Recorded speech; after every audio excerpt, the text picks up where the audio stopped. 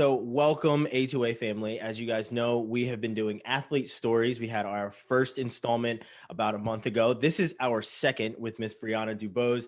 And we are going to talk about a lot of things today with Briana. There's a lot that we are going to get to, mainly her book, which I am very fascinated in. But first, Briana, thank you very much for taking the time out from all the different things that you do in a day to sit and talk about your story, your athlete story, as well as writing this book. Absolutely. Thanks for having me. When you all first reached out to me about, a couple months ago, I was just really excited. I think what you all are doing is great. It's needed and it's well received. So thanks for having me.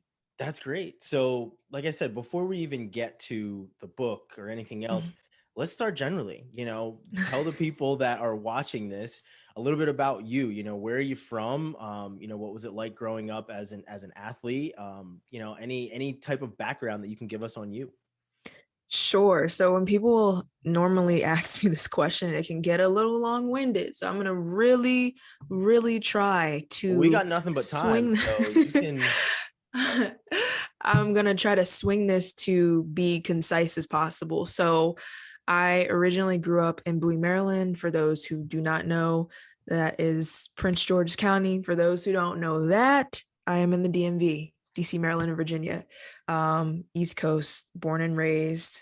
I played basketball pretty much my entire life, but I loved other sports as well. Like my second favorite sport was soccer. I totally wish that I would have continued playing it when I got into high school, but my coach, everybody around me was like, you need to specialize. You need to specialize.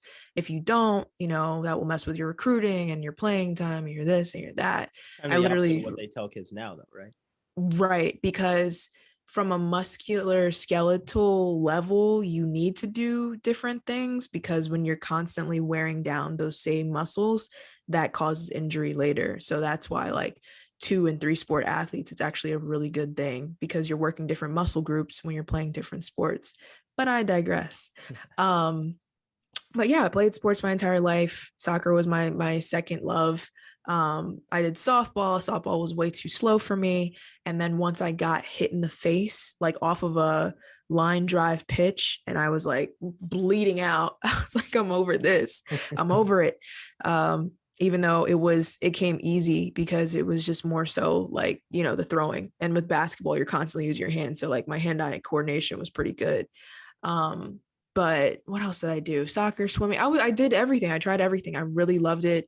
If I could do it again, I probably would do more or just I guess unconventional sports. So, in the Black community, it's usually basketball, football, track and field. Those are kind of the ones that stick out the most. And I would have loved to play, to this day, I would always say I would have loved to play lacrosse. And we had a lacrosse team in my school, and the lacrosse field is set up like a basketball court. So like ironically, there's like a lot of carryover, which people don't always know. And I would have loved to like do a deeper dive into tennis, like some of those like country club sports that people don't really think about, or Black folks specifically, Yeah. because you get paid and it's less wear and tear on the body. I'm like, I can just swing a golf club or like swing a tennis racket and be good to go. So I think that would have been something that would have been dope. But fast forward, like I said, middle school, played pretty much every sport. High school, it got more specialized. But my love for other sports never wavered. Like I still love other sports to this day. And when I get a chance to play them, it's always cool to like, in a rec league or whatever, be able to, still be able to juggle a soccer ball or whatever. Um, High school, it got more serious. Like I just took a deeper dive into recruiting, took a deeper dive into what did I really want to accomplish for myself. And kind of going back for a second, when I was probably, I don't know, it was probably grade school or something like that. Because my brother and I are almost 6 years apart. and he obviously everything happened before me. So I saw him go through high school, what that was like with my parents. I saw him go through college, what that was like with my parents. And somewhere along the way, like whenever I was in middle school or whatever, I was like, yeah, I'm going to get a college scholarship because I don't want to deal with that. You know, when your parents are on you about every little thing because they're, you know, putting some of their money towards your education or whatever it may be, like they're just on you. I didn't want that at all. So I made that declaration pretty young. I was like, I'm going to get a scholarship somewhere to play basketball. Originally, I wanted to go to UMD because that's my state school and my mom's alma mater. But by the time I got into high school, I started realizing what big time athletics was or what my idea of it was. And it kind of scared me a little bit. And I was like, okay, in my mind, I was like, all right, the higher up I go, the crazier the coaches will be. So I need to be like mid-level. I need to land somewhere in the middle to be able to, you know, still have a life, but then like not deal with crazy coaches. And I was like tremendously wrong because they're crazy at every level. I had friends that went D2, D3, NAIA. They're crazy. They are absolutely insane. They have so much stress on their plate trying to deliver a winning program and keep their job. And it sucks because they're putting so much pressure on 17 to 22-year-olds. That's like the normal range. Obviously, we got our super seniors, we got our younger, you know, kids that come through, but you know, that's kind of normally the range. So nonetheless, my recruiting process was good. I had a bunch of different offers, mainly mid majors, and I would say high mid majors, some high mid majors and regular mid majors. So like high mid majors, like, are you familiar with the A10? Mm-hmm.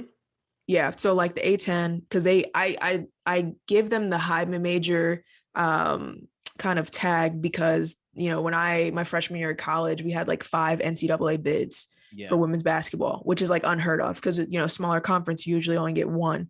So we had like a bunch of ranked teams and it was like 5 teams from our conference went to they went to the NCAA tournament, which was, you know, amazing. So I say high mid major. And then I had some low major interests. So low major as in, you know, schools that have a bunch of money, but don't have a winning program. So like those state programs that are huge and they have a bunch of money, like in the American Conference, that type of makeup, but they aren't really winning per se. And then some low major interests, so all D1 kind of lumped in together and or low mid major. And I was like, I want to land somewhere in the middle. So took a bunch of visits, and before it went crazy, like my coach literally was like, you have this school coming to workouts this week. It was preseason. I literally made my commitment. I was like, I don't even want to deal with this anymore. I don't want people pulling up in my house. I don't want to deal with it. But the thing about it is, can be very like, especially for a kid at that age, it's a lot to have 4 coaches standing there just kind of watching you with just staring at you, just evaluating everything. Evaluating everything, like look at her wingspan or like just looking at you like you're an alien or something. Like, yeah, you know, she has a good frame. Like, what the hell is that? Right. So I ended up committing to VCU, Virginia Commonwealth University. Ironically, it was the first school that I took an unofficial visit to, and it was the one that stuck with me the most because the question I was asking myself was, would I go to this school if I wasn't playing a sport? And the answer is yes. And I actually just met up with one of my former teammates. We met up in Richmond, Virginia. And I was like, yo, I still love this school. Like, I still have so much love for this school. It was just the program was, you know, that was another story. I mean, I wish I would have taken my 5 visits. So any youngsters, any recruiters, I mean, you know, athletes that are getting recruited right now, take all your visits, take all of them. I took one official visit and some other schools that wanted me to, you know, come visit them. But my dad's like, don't waste that school's money if you know where you're going to go. And I'm like, it's in their budget to host me. And so I don't know where I would have been if I would have taken those other visits and had that experience to kind of work on and work with my decision. And I don't know where I would have been if I would have known how significant the D2 and D3 levels were. I feel like my pride was like, my ego was like off the chain. I was like, I am a McDonald's All-American nominee. Like, what are you talking about? Which is surprising considering you cut your recruiting off basically at the Yeah. knees with this committing. I know. Like, again, I was the first D1 athlete in my family, and my parents had no clue, like zero. So my dad had no clue, even though he's a basketball fan. He had zero clue what was going on. And so I threw my recruiting to the wolves and totally should have waited, totally should have looked at different schools. Like, my grades were pretty good. They could have definitely swung me like an academic scholarship, and I could have lived my life and, just competed and just enjoyed it more, probably at a D2 or D3 school. But that's kind of up to college. I don't know if you want me to deep dive into college, but that's kind of how it went down. We're gonna backtrack a little bit. Okay. Now, you said you had, we're gonna go back to, where you said you had your brother and everything that your brother went through. You did not want to go through. No. Now, what were some of those things that you specifically remember growing up? Because my brother and I, my closest brother and I are 8.5 years apart. So I remember the same thing for him. Yeah. Going to the same school, playing for the same coach. However, I can remember saying, all right, this is what he went through and picking his brain. So what are some of those things that it was kind of, you got to do it twice? So in doing that, what were some of those things that you were looking out for within, the recruiting process, or just picking a school, or, answering those questions of, would I still go without basketball? What were some of those things that you were trying to answer as you were going through it? Well, one, my brother actually didn't play college sports. Remember, I said I was the first. You were the first. So, yes. But he was, again, like I said, almost 6 years older than me. And so what I was seeing was that I just didn't, because I look at myself and I'm pretty independent. I guess that comes with, being an athlete. You're just like, all right, let's get it done. Let's call it a day. And, let's do good work, basically. And that's how I approach life and my job. Like, all right, you don't have to like babysit me to do stuff. And I just knew I wanted that freedom. I wanted that freedom of choice. And with the first, it's always the hardest. Your parents are always like, they're on you about every little thing, because it's like, you're the first one. So I just saw a lot of different things that my brother went through, mainly just, making sure he was on top of everything. Like, why did you change that class? Why are you majoring in this? Why are you changing your major again? Wait, you're transferring. What's going on? So I wanted that freedom of choice. And I wanted it on my own dime. So, you couldn't say anything. Like, I transferred schools, like, they, when I hit 18, it was like, you don't have to support me financially, anymore, because like, I'm on scholarship. So what else you got, Yeah, that's pretty cool. Now, your brother didn't play collegiately, you said, but was he an athlete growing up? He ran track in high school. Yeah. So when, having another athlete in the house, what was that dynamic like for you growing up? And were there things that you were trying to emulate that he was doing? Or was it just like, okay, that's how he's doing it, I'm going to do it my way? Definitely the latter. Yeah. Definitely the latter. That's how he wants to do it. I'm going to do it this way. My brother and I think he was doing it more casually, like, oh, college is coming up. I do like to run. Like, to this day, my brother like does distance runs. Like, he does it for fun.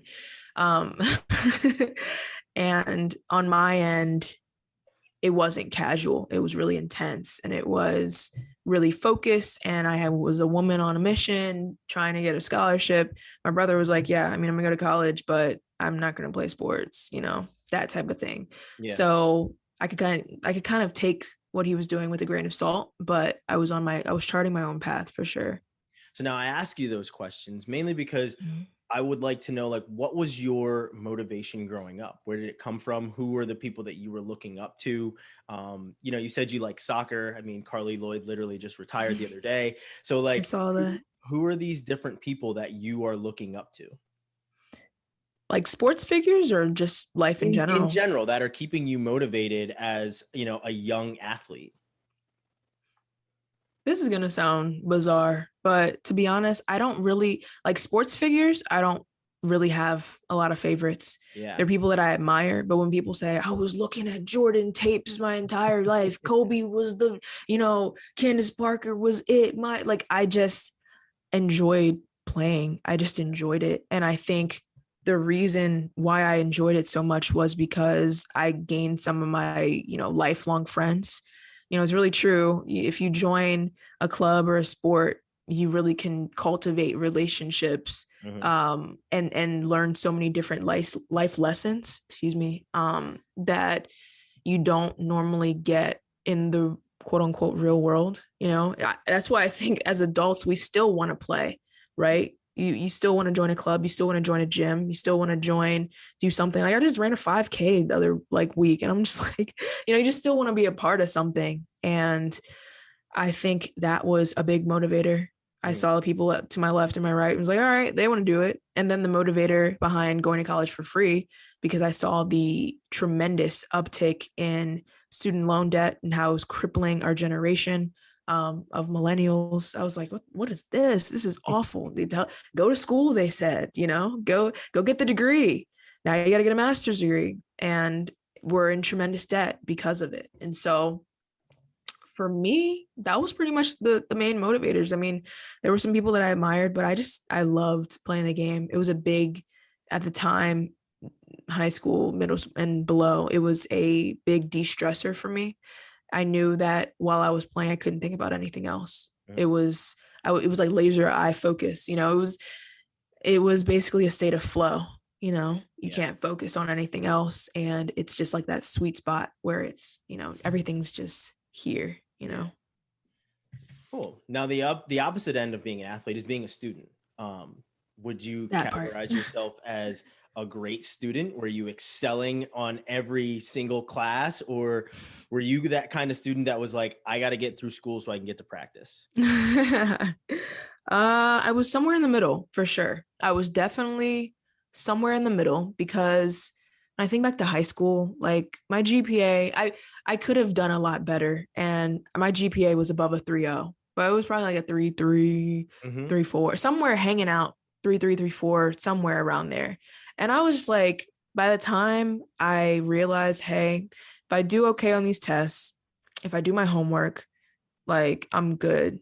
I just felt like I coasted. Like it was never a concern. Classes were never a concern of like, will I make it to practice? But I just wish I would have challenged myself a little bit more, take some AP courses, see where I could have landed academically, because then I tried to coast in college and it was a different story. And my grades were really average, like they were like barely a 3.0. And I was like, I know I can do better. So I eventually got it together at my second school, like second university, and graduated with a 3.7 Q. So I don't know. Grades are really mundane and outdated, and that's a whole other conversation. Certainly. Because it's not an indicator on how well you'll do in society and how successful you'll be. Again, neither are standardized tests, which are I could deep dive into that, but we'll have that conversation. I just personally for myself just knew I could do better. I just personally for myself was like, I could do a little better with this. So now back to the recruiting and college and picking a school. You said, and I love that question, right? That I wish I would have had that question. Would I have gone to this school if it wasn't for the sport? I literally wrote it down. I'm like, that is an amazing question. When you had that question, what followed that, right? What was the answer to that? And did you see that, and how did that change considering that you transferred? What went into that question? At the time, it was all about feel. You just know, it's going to sound so general, but you just know if a place is for you. You walk around, you look in some classrooms, you see the kids on campus, you see the atmosphere. I'm coming from the suburbs, so I'm like, ooh, I want a city, but I don't want like a New York because that's overwhelming. I want something in the middle. I was trying to meet somewhere in the middle with a lot of different things. If you don't see the pattern, Yeah. trying to meet in the middle, for a lot of different things. And I, again, even distance wise away from home, like, okay, like Richmond is, about 3 hours away from home. Not bad. I can still get back if I need to. So just trying to meet in the middle, trying to get a good feel. That was pretty much what went into that question. And it was like, if all else failed, because in my mind, as a women's basketball player, you're always thinking about the end in the beginning, which sounds bizarre because at the time that I was playing, I'm like, yo, getting out of school and in the WNBA, it was like, I could get paid $30,000 as a rookie. I'm like, what the heck is that? Like, I could make better money and save my body. So it was never an idea for me to play professionally. So I'm already thinking like the what if, and I have to be able to balance that. But what went into the second school, that was more so, how do I want to strategically market myself after I'm done and after I've graduated? And the truth is, American University, AU Eagles in DC. Mm-hmm. So the second school, that was more so, how do I want to strategically set myself up for my future? Because I'm like, okay, my GPA gets to reset from the first time when I was a little lazy. And plus there's a difference in state schools and private schools. Classes are smaller. I was in a lecture hall with like 200 plus people doing a clicker. Those personal relationships with professors and having an intimate setting, I think that really like transformed my collegiate experience, because AU is it's a private liberal arts school. Mm-hmm. So the classes are a lot smaller and more intimate, and just like I just got the material better. But it was more so a strategic move. I was like, okay, even though I live outside of DC, I've never lived in DC. I have to sit out a year, but this is also a great school, like rankings wise and network wise and alumni. So how can I kind of swing this in my favor? So that's kind of where I was headed, because I was like, okay, D1 sports doesn't make sense as a whole, but where am I going to ride out in the rest of my career? Yeah. So, VCU, what was campus life like, and what made you leave? Campus life was fun. It was a lot of fun. It was too fun to the point that when I decided to leave, or when I kind of got kicked out, which we'll get into, I had like zero in my checkings and savings account, because I was like out every weekend, partying it up, buying food, buying clothes, just being reckless. And not, let me backtrack, not reckless in like, what you may think of reckless, but just reckless with my money and spending, and saying, oh, I don't have sports, constructively to control my life. So I'm like, woo, sleep in late. Let me go, order a bunch of food or go online shopping or whatever, or go out and party it up all night because I don't have anything to do. So it was a great time. It was great. I still have a lot of love for Richmond. Like I was saying, just visited like 2 weeks ago.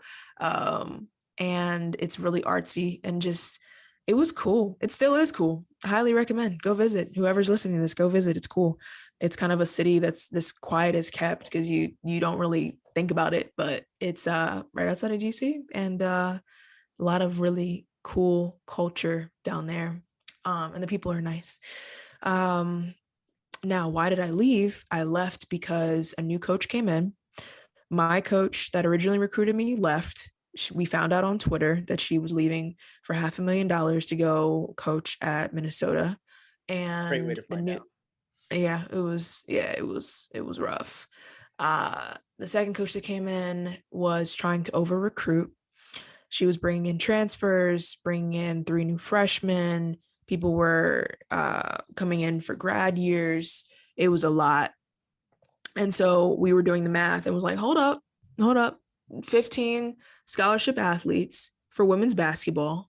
So that means you have 3 people coming in, right? 3 people that you promised scholarships, including transfers. So 3 of us have to leave. And 3 of us ended up leaving, but not on our own accord. It was legit like I remember that meeting distinctly. I remember the words that she said, how she looked at me. It was really like her words to the T were like, you can do, mind you, I'm coming back from surgery. So I didn't sell that part, but I had knee surgery, a season ending injury my freshman year, which went into my sophomore year, and new coach. So I'm basically reliving my freshman year over again, having to get back in shape, having to do all this with a new coach. And so she looks at me in this meeting at the end of the season, and she's like, no matter what you do, no matter how good or how much you improve over the summer, you'll never play for me. And I was like, damn, like, sheesh. You know, I'm 19. I'm just a baby. And I'm like, dang, this is some cold-hearted stuff. Yeah. And so on paper, it looks like I left on my own accord because, again, this is what I be talking about in the book. Read everything. You know, I had no clue what I was signing. They made it seem like it was this release form to go get recruited by other schools.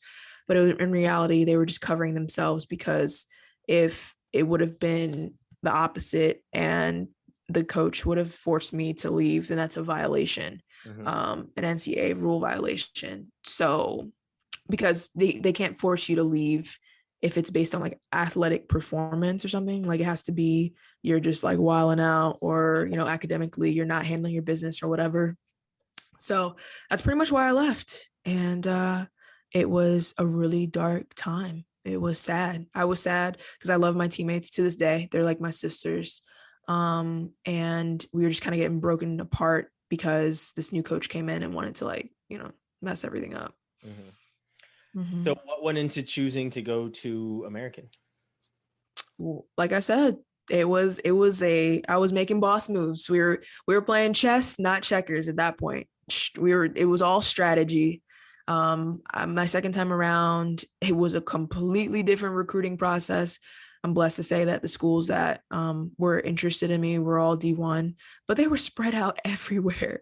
The first time I got recruited, it was like pretty much East Coast, like north to south, like top to Rhode Island down to Florida. The second time I had schools in Texas, in California, in Pennsylvania. I was like, what is this? This is South Carolina. I was like, what's happening right now? Now, did you take your visits this time? The first time you still did not take my visits. Still didn't. I got a call from AU. They wanted me to come in and work out. And I was like, cool. So I took my visit to AU, walked around, and I was like, cool, the school's in a city that I haven't really truly explored, especially not as an adult. I have to sit out now, right? Because I signed that sheet. I have to sit out. So I'm about an hour away from home. And I was like, I can swing this. And they're a pretty good academic school with a lot of prestige. So I was like, all right, let me think about my future. And so I rolled with it. And at the time, the coach seemed cool. So I rolled with it. Yeah, that's pretty cool. Now, kind of juxtapose those two situations where you are at VCU, you change over to American. What's the atmosphere like at the two different schools? And you know, how did you grow in that second chance, I guess I should say? Well, VCU was tremendously diverse. It was artsy, funky, just like everybody's on their own vibe. And to this day, still like that. And why I have so much appreciation for it. You can go down there and really just find yourself. You can lose yourself too, but you can find yourself mainly. And what makes you unique. And I go to, and everybody's cool with each other. I don't know if it's down south culture, but like everybody's cool, like, and just nice and speaks and, you know, wants to hang out and all that good stuff. But also basketball culture was tremendously different down there. They pretty much worship the men's basketball team, and that kind of trickles down a little bit to the women's basketball team. So your face is plastered everywhere and people see you on campus. It's a very different vibe. The men's team goes to the NCAA tournament every year, so it's a whole different thing. I go to American, and it was culture shock. When I say PWI, I mean PWI, predominantly white institution. Yeah. It was just a really different culture. I felt really alone. I felt like, even like specific to basketball, I just felt like I couldn't relate to my teammates all the time. It was a lot to kind of handle originally and kind of wrap my head around. And then, like anything, you have to assimilate in order to survive. So I started assimilating to the culture and, kind of just worked my angle with it. But it was tough. I forget the second part of your question. What was the second part of that? Basically, what was the difference and how did you grow within that that new chance? I think you kind of answered it by saying you had to Yeah, assimilate, right? You had to kind absolutely. of figure out kind of your way. Now, the a question just came to me after you saying that Mhm. is, being a Black athlete is a very big deal, especially playing Mm. basketball, football, track, those sports. Yep. The You've the already named, mains. right? The main sports. I played football, right? So Right, right. um, the only difference for me is that I was also a wrestler. So I was in a Mhm. very different culture than I you. was gonna say that was probably It was interesting. very, it still is now. I mean, there's a lot more that is happening progressively within the wrestling community now, but Mhm. me growing up a wrestler was very different, very much so different. But for you, being a Black female in a predominantly white school and area, what's that Yeah. like, right? Like what's it like for you to grow as a teenager, 20 something at this time? When I first got there, when I first got to AU, it just felt like I felt lonely. It just felt lonely. I went back and that year I went back and forth to my old school, and when I could, it was like the stars aligned. It would be Mhm. like, because I would only go back if the two people that I transferred with could go back as well. And so we would like pull up as a unit, be like, we're here to get lit, hang out with y'all, get lit with y'all. I can say it now, I'm grown, so whatever. Yeah. But yeah, I don't have like coaches on my back like, don't say that. But yeah, it's true, athletes, do have fun. Yes. um but when I got to AU, it just felt lonely. It was, I felt like it was I felt like I was in a breakup, like a really harsh breakup. And, it's not just romantic breakups that hurt you, but like friendships, places, things.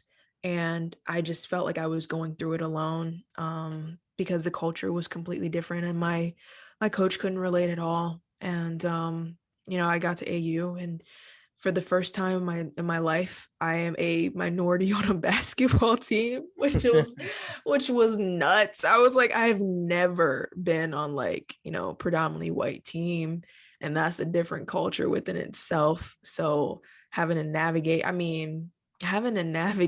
so many different just instances A lot of of code switching there, huh?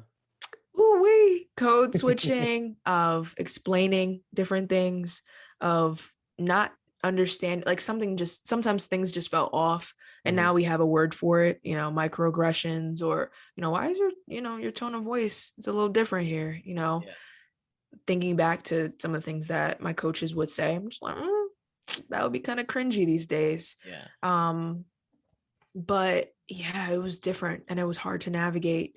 And it's something that you grapple with, because on one hand, I felt like I was too Black for the white folks and too light for the Black folks. It was like I was, so again, it's like Yeah. my life is somewhere in the middle, I'm right here, I'm in the middle.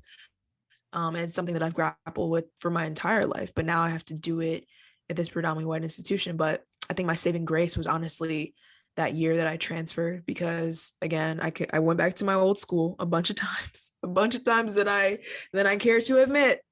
Um, I met new people and new friends. It's like the minorities. It's like we find each other. It's like we find each other on campus somehow, some way. It's like we just gravitate. And Yeah. so when my team would go and travel, I would be like, bet I'm gonna go hang out with my friends that aren't athletes. We don't have to talk anything about sports. And yeah, I'm gonna kick it. So again, survival mode. I was in survival mode a lot of the time, and definitely deep in the books. because I wanted good grades. I was like, dang, well, my GPA gets to reset because I transferred. So I definitely want some good grades, and would kick it with my friends and made the most of it. It was tough. Yeah. Now, as a young college student, whether it's VCU or American, did you declare a major when you first went in? I did. Well, okay. First 2 years at VCU, they said that I didn't have to commit or not commit, but have to declare a major. Mhm. So I waited until like I'm about to be a junior, and I basically got played because I wanted to major in exercise science, and my advisor's like, well, you're going to lose like 15 credits if you do that. So you might as well do something like sociology or psychology or criminal justice, So which they they basically wanted a basketball player to major in basketball for the first couple of years. basically, yeah, they basically wanted to like pigeonhole you. And it's literally called academic clustering, which I talk about in the book as well. Mhm. When they try to cluster certain sports, or just collegiate sports in general, into majors that are more flexible and quote unquote easier Yes. to manage during the season. So I ended up declaring psychology. I hated it at the time. And then when I got to AU, I started enjoying it a little bit more towards my senior year because I get to take like specific upper level psych courses. Mhm. So I was like, oh, this is kind of interesting. And I'm like learning more about why people do the things they do, and learning about myself and learning the importance of mental health. So I don't know. I hated it originally because I got pigeonholed into it. Still don't like that happened, but I have a deeper appreciation for it now. And I actually got my master's in a branch of psychology, technically. So there's that. Yeah. So let's stay on the academic side of things. And you just mentioned your master's. Mhm. Was that always a thought going into college originally, or did that kind of come to fruition later on? Well, with a bachelor's degree in psychology, I better go get a master's degree because I won't get paid. And psychology is interesting, but it's kind of general. I'm learning about how people think, or how to run scientific tests and things like that. Mhm. So I need to get a master's degree in something in order to get paid. So towards my senior year, I was like, okay, I'm gonna get a master's degree. And originally I wanted to be a GA somewhere, but my coach just didn't help at all. I wanted to be a GA to go to school for free and be able to still say hey around basketball and all that good stuff, but I got no help and assistance.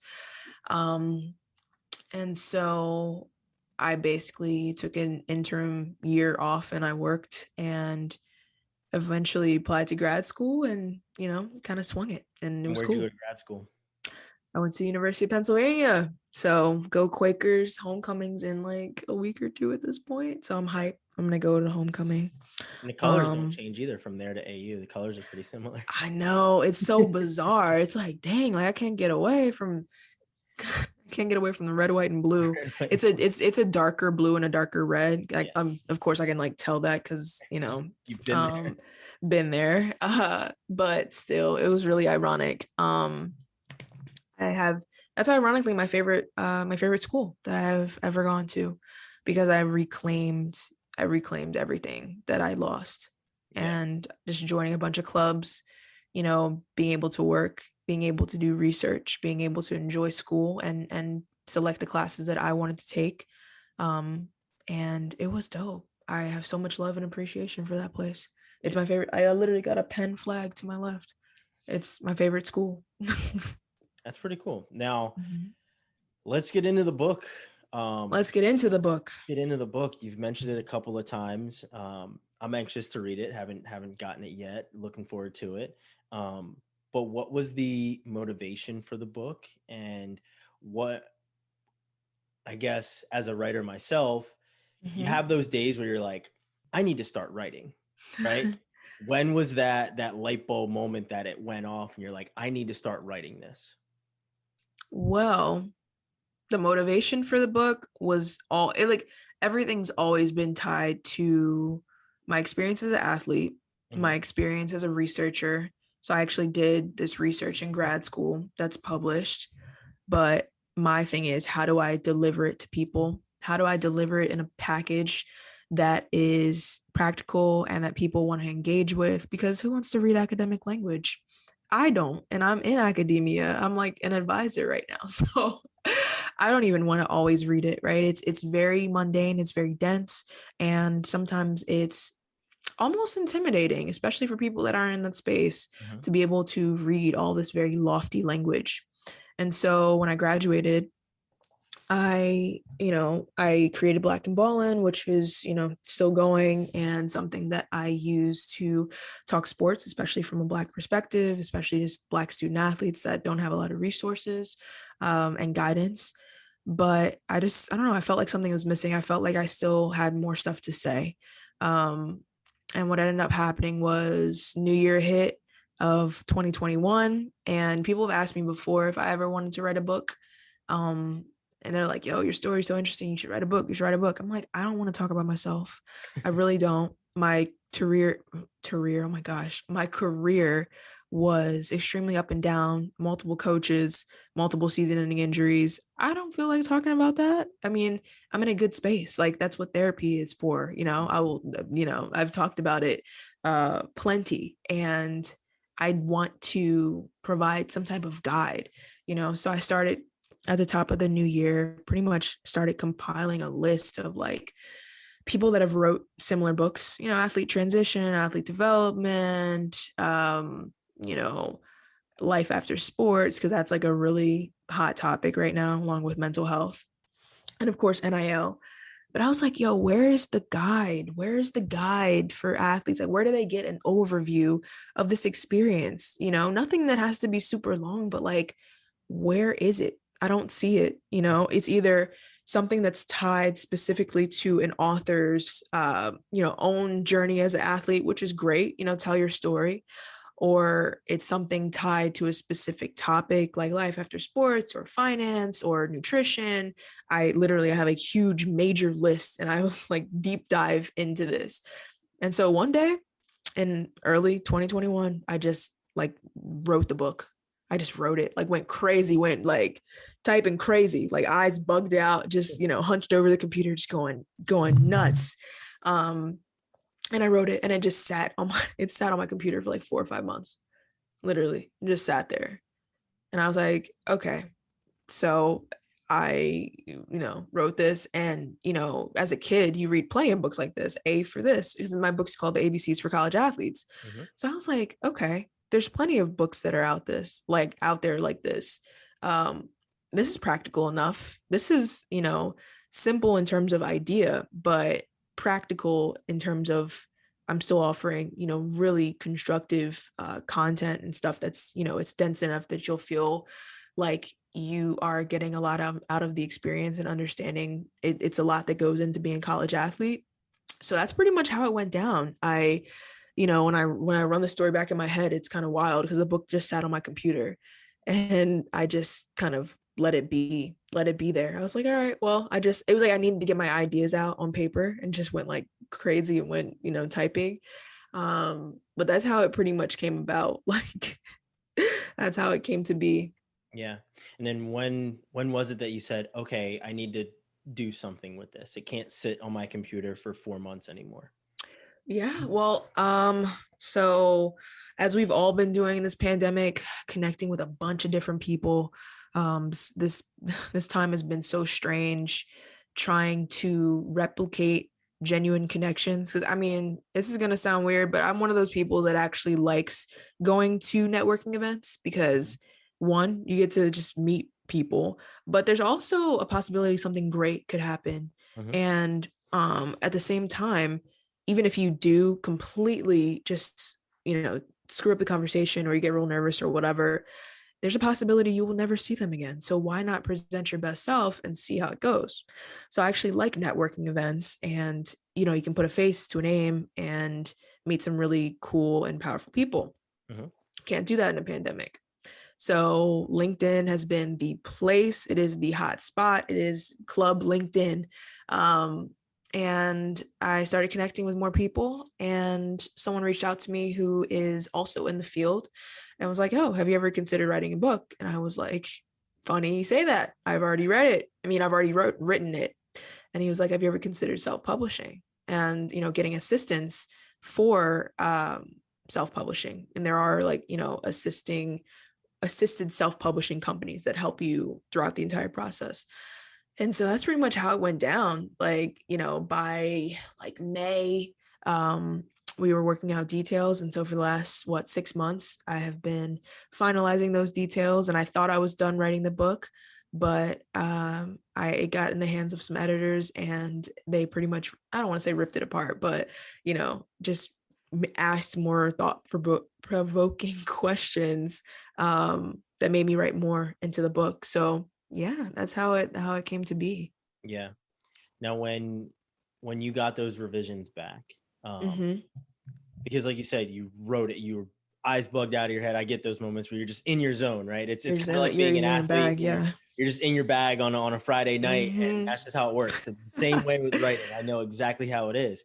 Now, it sat for 4 months, and then you get revisions back. How did you get back into that creative process? Because for you, essentially, you did what you wanted to do and it was done, and you were like, all right, I'm good. And now you get the criticism and everything that you have to fix and change, and get back into that writing process to make these revisions and changes. It wasn't that bad because, like I said, I run Black and Ballin' and I make content for that. So the conversations around sport, around race, around intersections, around, NIL, all that was going on, I was constantly talking about it. So it wasn't that hard to like get back in the saddle and, write. And writing for me has always been something that's kind of just naturally come to me. That's gonna it's just naturally been like something that I can do. I'm not a fan of it. Like, I don't say like, oh, I'm a writer, like it's what I do. No, not at all. It's just something that has naturally come to me. People be like, yeah, I'm just naturally gifted, but I don't really like this. That's kind of like how I approach writing. It's like I can do it when I have to, but like otherwise, but that's how I kind of went down. Yeah. Now, looking back on the entire process, and you're writing this book, and you're really doing your deep dives and everything else, what's something that you wrote or came across that you were like, somebody is going, this is the thing. This is one of the, this is one of the 13 things that you learned from my book, right? What are some of those things that you yourself are coming across during your research and your writing process that you're like, this is something that they truly need to know?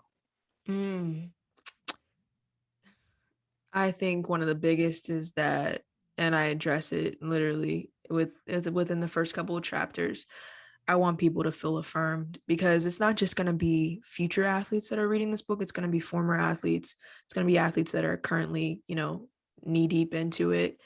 I want them to feel affirmed. Like, you weren't alone in this. Like, yes, your coach is absolutely nuts. Yeah. But I mean, I don't frame it as that. I wanted to take a really, really objective viewpoint and lens into this book. I wanted to give as many options and as many details as I could about the experience, but ultimately it's left up to the reader. Like, I give you a blueprint. You can choose to use it if you want. You can choose to, go off and do your own thing. Again, I'm one person. I cannot encompass everyone's experience. What I'm coming from is my experience as a student athlete, my experience with coaches. I have friends that are, coaches in college athletics, my colleagues and former teammates and all, because you're an athlete, you are friends with plenty of other athletes. Yeah. So you hear all their stories. So I'm combining all of that. And, also just background in terms of academia. So I'm trying to like be a melting pot. Well, not necessarily be a melting pot. Oh, there goes my headphone. But try to encompass a lot of different ideas. And I'm like, I'm one person. So I'm going to hit this as a highlight, but it's up to you to live your life. Yeah. So, the first, back to your initial point, some highlights that really stick out to me. One, I hope that readers feel affirmed, because I talk about the business of sports and how that business is pretty much your life, right? It's a multi-billion-dollar business in college athletics. And with the NIL, it's And an even bigger business now. it's an even bigger business now, and there's no avoiding it. And so college athletic departments have to work with their athletes, not against them, because it won't be in your favor.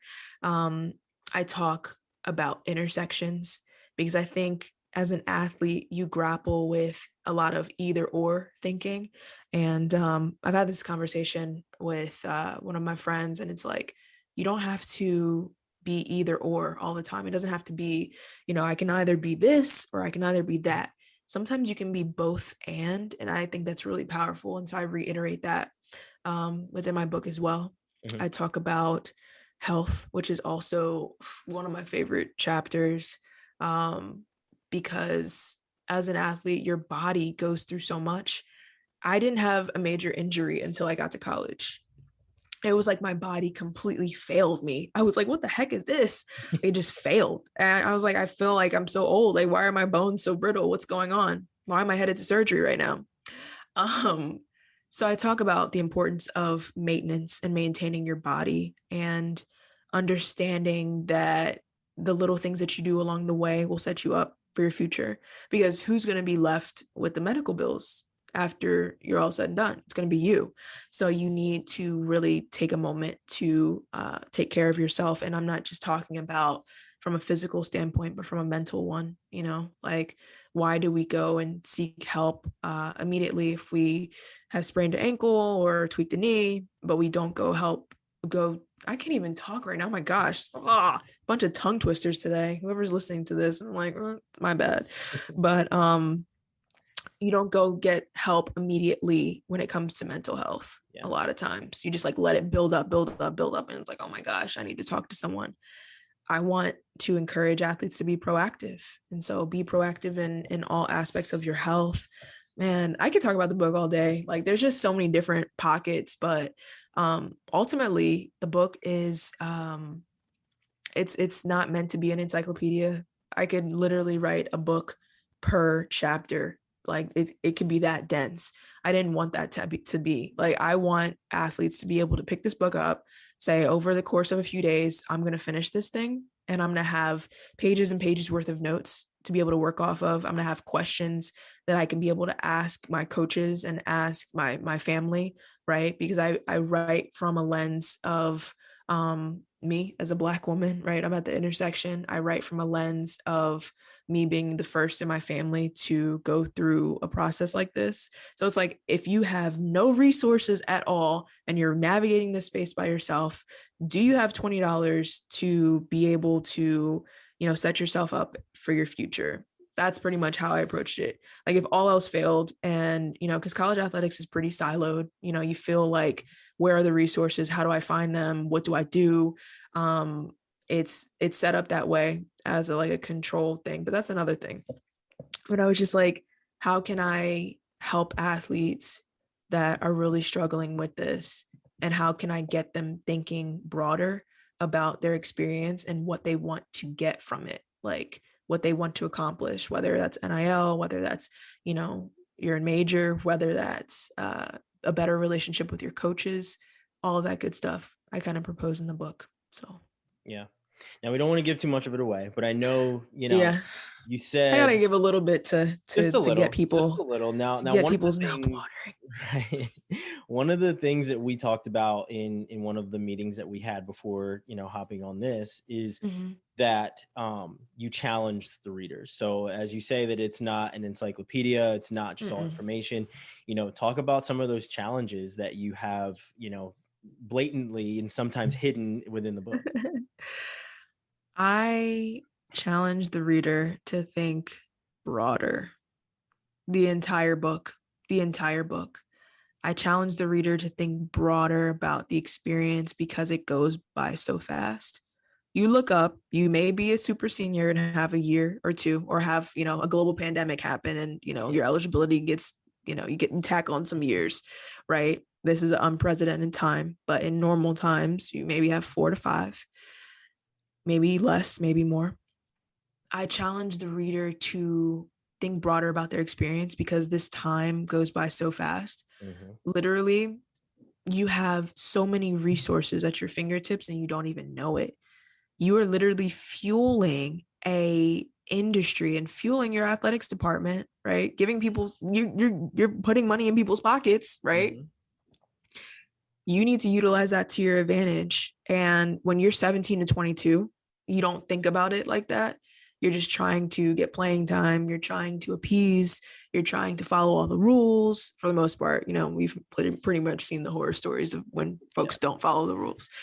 But I want readers to get all the resources that they deserve. And I want them to be in as many intersections as they want to be, because there's power in that, right? We're seeing so many conversations around athletes and saying like, oh yeah, I'm also a painter, or I also have a passion for interior design, or I love wellness, and I love investing. And it's like younger athletes are seeing like, oh, it's okay for me to be both and still dominate in my sport. I want them to see value in that, because that is something that validates and something that really contributes to a better organizational culture. So like my master's degree is in organizational behavior. That's what I do on a day to day. I analyze organizations and look at their downfalls and their pitfalls. So I approach the book pretty much from that lens as well. Like, how can you, and even from an admin standpoint, how can you treat your athletes better, or offer more resources, or be there for them in a psychologically safe environment for them to really thrive, because when it's over, it's over. And a lot of athletes will fall off. And that's the issue that I'm kind of grappling with throughout the book. Like, I don't want you to fall off. I want you to continue to soar. I want you to take off where you left and keep it pushing. Like, we've all seen the stories. Former athlete now working at, Trader Joe's or whatever. But it's like, wait, what happened? You just got a free degree. Well, I didn't really choose my major. I didn't really do any clubs. I didn't really do anything. Mm-hmm. So I want to challenge the reader to seek more, to be more. Yeah. Now you just mentioned it towards the tail end of what you were talking about is, when it's over, it's over as an athlete, right? And one of the things like I said, before we started talking, one of the things I grappled with was knowing when my athletic career was done. And the first athlete story we did was with Rowan, who he had to medically retire, so he had to make a decision from a younger age. How did you go through that process of knowing once it's done, and how did you handle that mentally? I didn't really know it was done. I knew mentally I was done. Physically, I probably could have kept going. So the way that my career went was my senior year, I had another season-ending injury and hurt my back. But I don't think my coach really wanted me to come back. She's all hit me with, oh, there's going to be so many people. There's going to be this, going to be that, a lot of politics. By the time I got to my senior year, I was like, this doesn't make sense anymore. The way that this business is run, the way that people are operating, all the different politics at play, from donors to parents to administration to just overall, like some stuff just wasn't making sense. And so when I got into that meeting, I was just like, all right, well, I ended up blaming it on my injury. I remember that. I was like, yeah, I'm just, having a bunch of injuries. I'm like 21, like my body can heal. Yeah, I'm like, it's fine. I pretty much, when I got to grad school, I played ball like 3 times a week with like grown men. I was like the only woman out there, but nonetheless, I blamed it on my injury. But mentally, the truth was I was done. It didn't make sense anymore. It didn't make sense because I just felt like I had no autonomy. And that's another thing that I talk about throughout the book. You're an adult legally, but sometimes, a lot of times in college athletics, you feel like you have no autonomy. You feel like you have no control over your life and what's going on. And that is something that is really messed up, because you are an adult legally. You should be able to make some choices for yourself, a lot of choices, all the choices for yourself. So I made a choice, and I actually opted out. I could have had probably up to 2 years extra because I had a transfer year. I had another year where I was injured. So I opted out of 2 years and I was like, this doesn't make sense anymore. So there's that. Yeah. Well, I Mhm. mean, that's hard, right? Like at least you were able to kind of read the tea leaves of your of the community that was around you, right?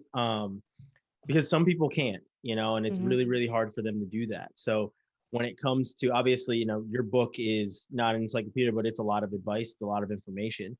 Um, what piece of advice, as we kind of cap this off, would you like to leave the generation that's in high school right now, or that is literally in college right now doing it? What piece of advice would you like to leave them with? That's a good question. Mm, it doesn't last forever. It does not last forever. That sounds easy, but it doesn't last. So no matter where you are in your career, it doesn't last forever. I think I'm about to cough, so hold on. I was like, I'm gonna say more, but like, that's what I get for talking too much about myself. It's all right. I But asked for it. but it doesn't last forever. So you're gonna have some up days, some down days, but just know that it doesn't last. So, just stay at that even kill, like that middle ground, and you should be fine. I used to think just my whole day would be wrapped around if I did well in practice or did well in a game. And there's so much more going on in life than a game. Like ultimately you are playing a game. Like it's a game that we made up for physical activity. And sometimes it doesn't have to hold so much weight, and it's okay to be at the intersection. Those are pretty much the two things that I would definitely leave them with. It doesn't last forever, no matter what it is, and it's okay to be at the intersection. Like give yourself permission to have other interests besides sports. So yeah. That is perfect. And I truly appreciate, I said it before, but I truly appreciate you taking some time out to sit, talk about your background, the book, Mhm, and everything else in between. mhm. I loved this. This was great. This was an awesome, I don't even consider this an interview. This was a great conversation. So I think it's great. Like I said, I'm looking forward to reading the book. If you're watching this and listening to this right now, get the book. Get the book. Just based off of our conversations and what you've kind of provided for me, behind the scenes, Mhm. I cannot wait, and I think this is a perfect tool for athletes, people in general. Even if you're not an athlete, you just need to know these things about just navigating. So like I said, I really Absolutely. appreciate it. Thank you very much. You got anything else for us before we let you go? Well, thank you. I think what you're doing, like I said, what you are doing is fantastic. It always hits different when you get to talk to fellow athletes and they know about the experience that you've gone through. So I think what you all are doing is fantastic. Thank you for having me on. I do want to say that none of my stories that I mentioned today will be in the book. That's something that people don't know. It's again, I want it to be as objective as possible. I do provide some examples, real world examples, but none of my personal stories are in the book. So I really leave it up to the reader to make those decisions on their own and how they want to pursue their own careers. And find me on social media. The best bet is probably LinkedIn, Briana DuBose. I'm not gonna lie, Instagram gets it's kind of funny because it'll be like some random person messaging you, but like they're really like, hi, my name is whatever, but their username is something really sketchy, and I'm like, what? Just so if you want to message me and chat, find me on LinkedIn. That's your best bet. And my website is brianadubose.com. My author site is authorbrianadubose.com. So that's pretty much where you can find book stuff. And yeah, thanks again for having me. This is great.